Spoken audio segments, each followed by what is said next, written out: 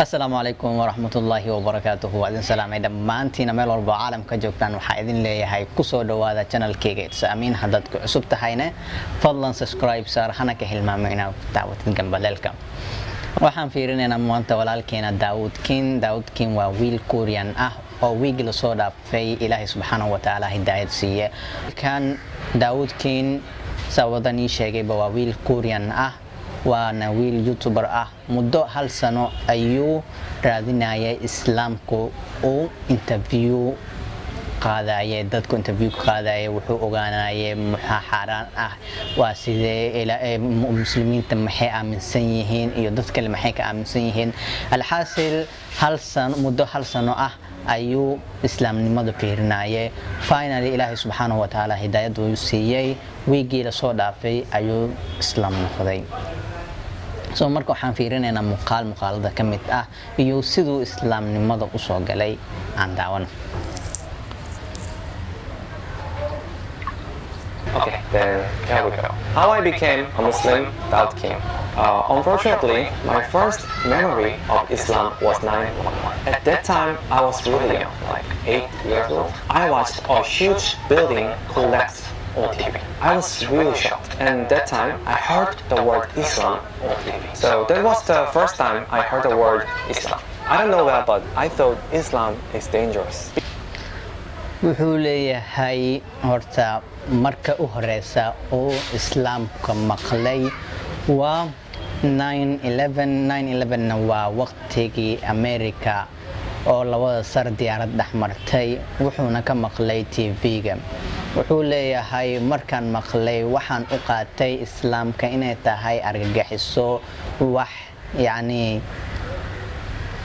waxaan u qaatay inay tahay argagixiso waayo waa sidii media soo fasaxaan markaasna ayaa u horeyso inuu islaamka maqlo aan si daawanayo wuxuu leeyahay because media always show the negative images about Islam, war, oppression, terrorism. So I also thought that they are dangerous and strict. A lot of time passed. Actually, I was a Catholic, but I didn't interested in any religion. I was just busy at living my life. But my bad thinking about Islam completely broke down one day in Indonesia. wuxuu leeyahay aniga horta ma aaminsanin wax diin ah waxaan ahaa qof iska noola oo noloshiisa iska raaxaysanaya ilaa mar aan aaday Indonesia ayaa fikradeeda isbedeshay.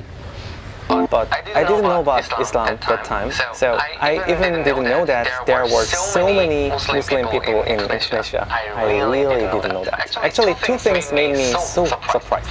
First, they were really kind than I expected. And second is that so many girls are covering their faces with veils. I didn't even know the word hijab. And you know, Indonesia is really hot country, so I was so curious. So I asked a girl who wear hijab, why are you wearing scarf on your face? Did someone force you? And he said, I'm a diamond, incredibly precious. wuxuu leeyahay marka Indonesia aaday waxaan arkay dad fara badan muslimiin ah mana ogeyntaas laba shay ayaa i cajab gelisay oo ayuu yiri midda koowaad waa dad wanaagsan midda labaadna waxaan arkay gabdho oo is asturay oo xijaaban oo xiran xijaabka iyo niqaabka markaas Indonesia sabado ogtihiin waa wadan kuleel badan markaas wuxuu yiri waxaan weydiiyay gabar sababta ay tahay u xiran tahay sidan qof miyuu ku qasbay markaas gabarta ku jawaabtay maya waa choice-keyga aniga ayaan doortay waxaan ahay diamond-ka markaas wuxuu yiri aad iyo aad ayaan la dhacay markaan maqlay sidaas. I don't know how. I was totally lost. There was no peace in my mind. But surprisingly, at that time, it gave me a chance to meet Islam. Through this, I could meet many Muslims, the real Muslims, not in the media. So I got along with them and found out what I didn't know about Islam. Why do they believe in Allah? Why do they pray? Why don't they eat pork? Why don't they drink? And what is halal and what is haram? And who is Prophet Muhammad, peace be upon him? Many things. I learned one by one. wuxuu yiri waxaan arkay waxaan la kulmay muslimiinta ma aha social media muslimiinta dhabta ah ayaan la kulmay markaas ayaan ogaaday maxay islaamku tahay maxay ilaahay subhanahu wa ta'ala ay aaminsan yihiin iyo maxaa xalaal ah iyo maxaa xaaraan ah. marka saas awgeed wuxuu bilaabay inuu islaamka soo ogaado oo wax walba su'aal uu weydiiyo sida Ilaahay subhanahu wa ta'ala loo aabudaa, maxaa xaaraan ah maxaa xalaal ah. sanadan ayuu islaamku soo raadinayay. Finally Ilaahay subhanahu wa ta'ala hidayad uu siiyay. Maraw inaan ugu dheeraado, haddaad rabtid inaad sii fiirsatid asigoo fuul ah waxaa qortaa Daawudkin, waad ka helaysaa YouTube-ka ayaad ka helaysaa. u dambeyntii aan fiirino asigoo shahaadanaya. ashhadu an la ilaha illallah wa ashhadu anna muhammadan rasulullah. waa aragnay asigoo shahaadanaya. maasha Allah, Ilaahay subhanahu wa ta'ala ha barakeeyo, hana siiyo sabar, waayo waa ognahay meesha uu ku nool yahay. asiga xataa wuu sheegay aad iyo aad bay u adag tahay qof muslim ah inuu ku noolaado xagga.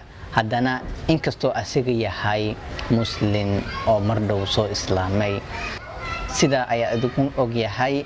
waa idinka tegayaa. wassalaamu calaykum waraxmatullaahi wabarakaatu.